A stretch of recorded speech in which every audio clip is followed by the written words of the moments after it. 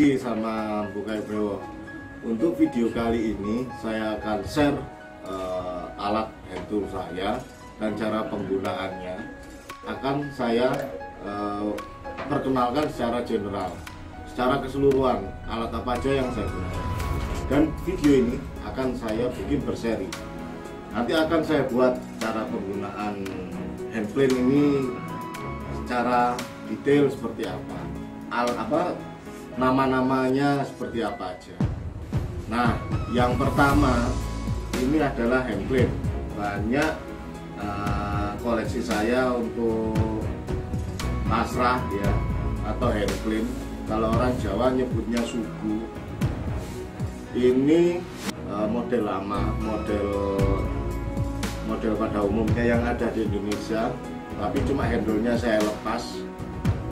Ini pertama handplane yang saya punya, saya beli sendiri, kalau nggak salah harganya 50.000. Ini model-model orang Jawa. Terus ini Stanley Bailey jackplane nomor 5. Ini ada Kana punya Jepang. Ini juga mini Kana. Terus yang ini Rutherplane. Ini punya Lee Nielsen dari USA. Itu yang pertama. Alat yang kedua, ini semua orang pasti punya, semua tukang kayu pasti punya. Tapi nanti kadang ada cara penggunaan yang keliru menurut saya. Tuh. Terus cutter saya gunakan untuk marking waktu bikin dovetail. Saya cutter punya dua, ada yang kecil, ada yang besar. Pensil dan bolpen. Pensil dan bolpen. Untuk pensil saya lebih suka menggunakan pensil yang bisa refill, karena ini besarnya 0,5 mm, cocok dengan lebarnya hasil potong dari Dosuki. Saya lebih suka pakai ini bolpen. Terus untuk tata saya punya berbagai macam. Ini ada ProHack yang 4 cm, lebih kecil lagi. Ini lupa ini mereknya apa ini. Narek, bukan Narek sih, apa lupa. Terus ini Nomi. Untuk alat-alat yang nggak umum seperti ini kebanyakan saya beli di JP Hardware. Ini Nomi tata Jepang. Ini juga tata kecil. Nah, kalau yang ini spesial, ini buatan dari Om Iwan Wood, salah seorang penggiat hand tool juga. Terus ini kikir kayu, jadi bukan kikir gergaji biasa, ini khusus untuk kayu, jadi geriginya lebih kasar. Terus combination square, ini saya punya dua, soalnya kadang kalau bikin mortise tenon itu ukurannya beda, jadi saya pakai, lebih nyaman pakai dua. Ini perusut, ini juga saya beli di JP Hardware. Orang Jawa bilangnya perusut,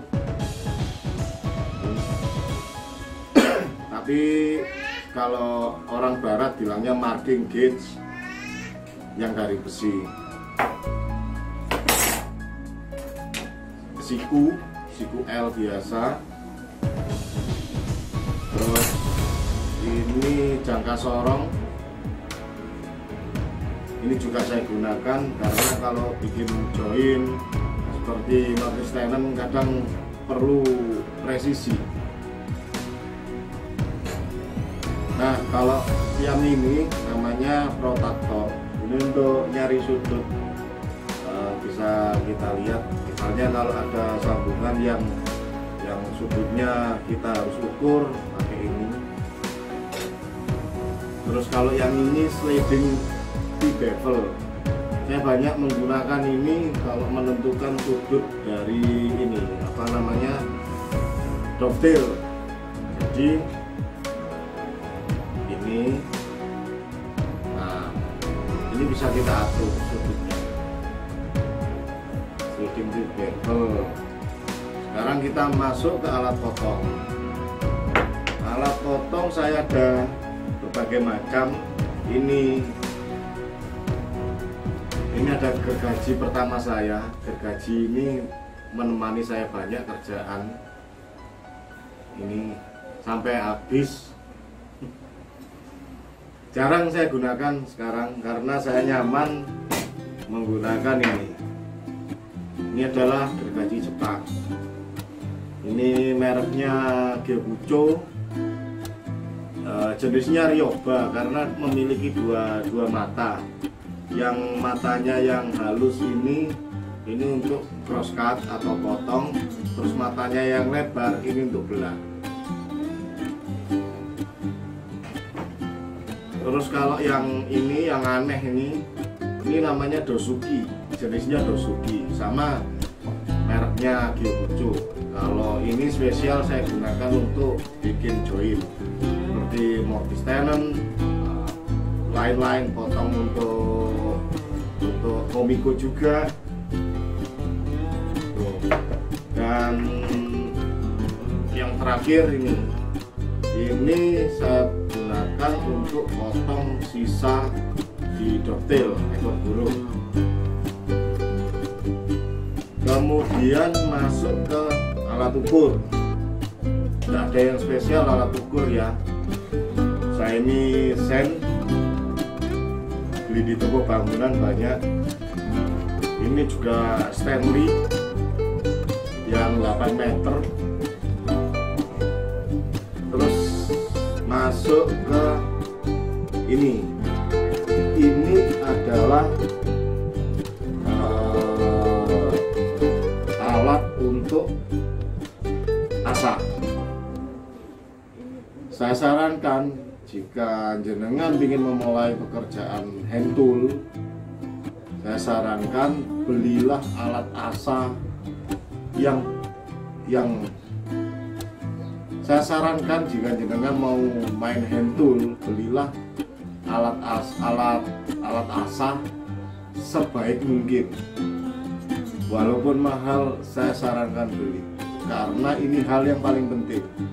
Dari alat asah ini jenengan menentukan ketajaman alat jenengan.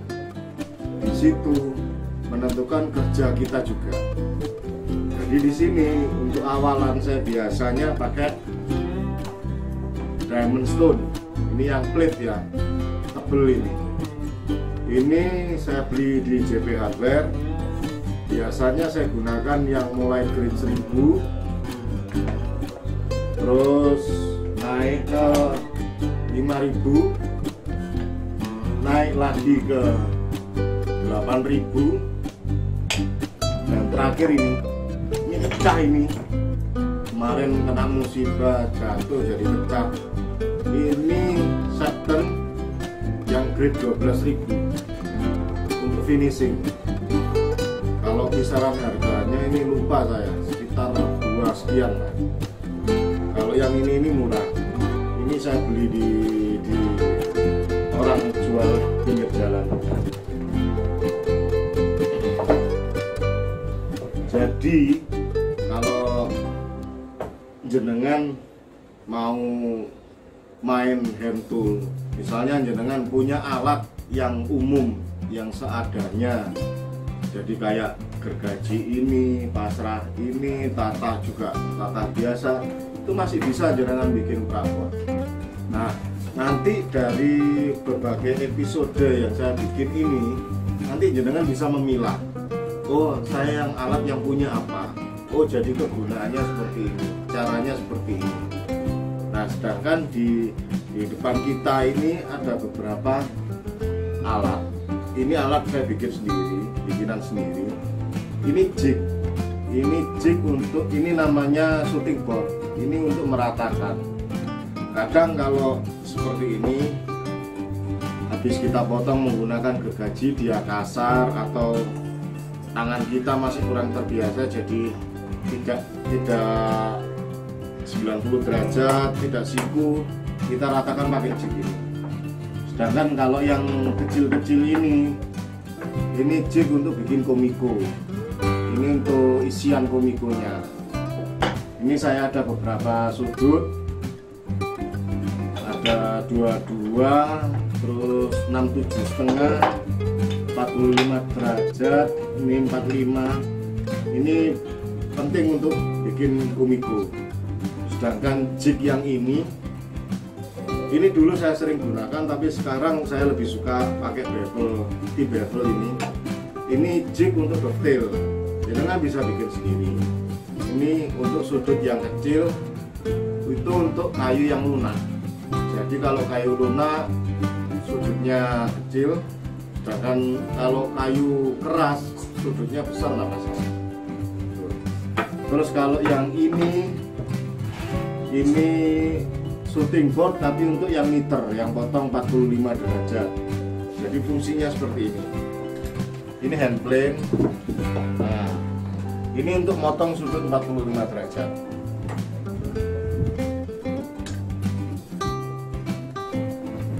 Kemudian jig yang kecil ini jig untuk potong strip komiko. Ini nggak kelihatan ya. Ini ada somaknya, jadi gergaji bisa masuk sini, bisa pas 90 derajat. Kalau ingin derajat yang lain 45, jangan bisa bikin di sini atau sudut berapa terserah.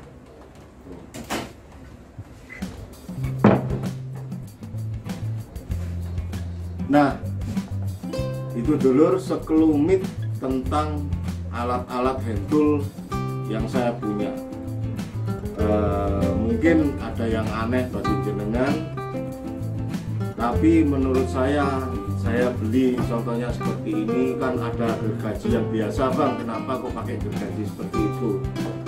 Karena menurut saya lebih presisi, terutama untuk ini kalau untuk potong join lebih presisi. Oke dulur, ini semua sudah saya jelaskan secara general sedikit. Nanti akan saya jelaskan per item, per alat, cara penggunaannya seperti apa, cara posisi tangan itu seperti apa, kalau pegang gergaji itu gimana, kalau pegang tata itu seperti apa, kalau pakai hand plane, dan partnya ini nanti saya jelaskan di per episode. Jangan lupa saya minta tolong untuk subscribe dan sebarkan video ini ke teman-teman jenengan. Mungkin bisa membantu untuk membuat perkakas di rumah atau apa, bikin sendiri atau gimana, dan juga membuat saya lebih semangat. Nah, di akhir kata saya mengucapkan terima kasih sudah ditonton. Jangan lupa sekali lagi subscribe, like, dan komen. Kalau ingin tanya apapun terserah, silakan komen. Sampai jumpa.